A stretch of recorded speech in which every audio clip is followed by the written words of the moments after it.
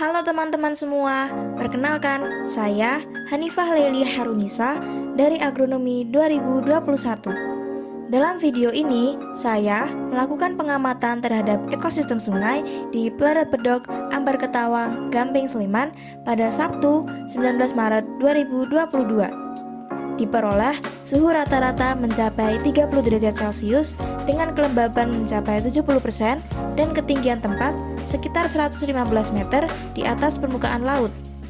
Sungai merupakan suatu bentuk ekosistem akuatik yang mempunyai peran penting dalam daur hidrologi dan berfungsi sebagai daerah tangkapan air bagi daerah di sekitarnya, sehingga kondisi suatu sungai sangat dipengaruhi oleh karakteristik yang dimiliki oleh lingkungan. Sungai Pleret Bedok rata-rata digunakan sebagai sumber air untuk kegiatan perikanan air tawar serta pengairan untuk pertanian oleh masyarakat daerah sekitar. Perairan sungai mempunyai komponen biotik dan abiotik yang saling berinteraksi membentuk ekosistem yang saling mempengaruhi. Komponen biotik yang ditemui dalam pengamatan ini meliputi vegetasi berupa tumbuhan bambu, lumut, tumbuhan paku, rumput bambu, tumbuhan papirus payung, dan pohon loa, serta beberapa fauna seperti semut, capung, biawak, ikan, dan keong. Sedangkan komponen abiotik yang ditemui meliputi batu, kerikil dan pasir, air, cahaya matahari, suhu, serta kelembaban.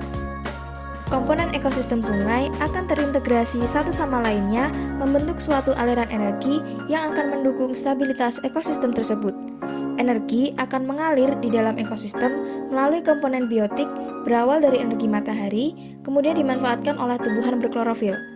Energi yang tersimpan dalam wujud materi kemudian dimanfaatkan oleh konsumen pertama, seperti semut yang memakan bagian tumbuhan atau ikan dan keong yang memakan lumut.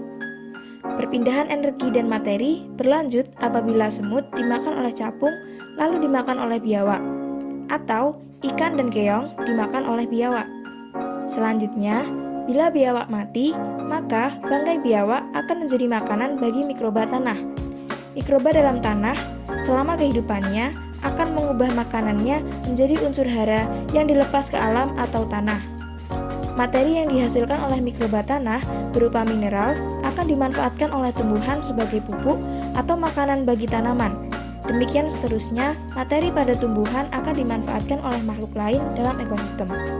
Dengan demikian, nitrogen, karbon, air, dan bahan-bahan anorganik lainnya akan mengalami daur ulang atau sirkulasi beberapa kali antara komponen biotik dengan lingkungannya. Peristiwa aliran energi terjadi searah, sedangkan materi akan bersirkulasi dalam ekosistem. Dinamika karbon di alam dapat dijelaskan secara sederhana dengan siklus karbon. Siklus karbon adalah siklus biogeokimia yang mencakup pertukaran karbon di antara biosfer, pedosfer, geosfer, hidrosfer, dan atmosfer bumi. Selain melakukan proses fotosintesis untuk merubah karbon dioksida menjadi oksigen, tumbuhan juga melakukan proses respirasi yang melepaskan karbon dioksida. Namun, proses ini cenderung tidak signifikan karena karbon dioksida yang dilepas masih dapat diserap kembali pada saat proses fotosintesis. Pada saat tumbuhan atau fauna mati, akan terjadi proses dekomposisi oleh bakteri dan mikroba yang melepaskan karbon dioksida ke atmosfer. Di samping siklus karbon, terdapat siklus hidrologi yang terjadi dalam ekosistem sungai. Siklus hidrologi adalah sirkulasi air dari laut ke atmosfer, kemudian ke bumi, dan kembali lagi ke laut, dan seterusnya. Air dari permukaan laut menguap ke udara, bergerak dan naik ke atmosfer. Kemudian mengalami kondensasi dan berubah menjadi titik air berbentuk awan dan selanjutnya jatuh ke bumi dan lautan sebagai hujan.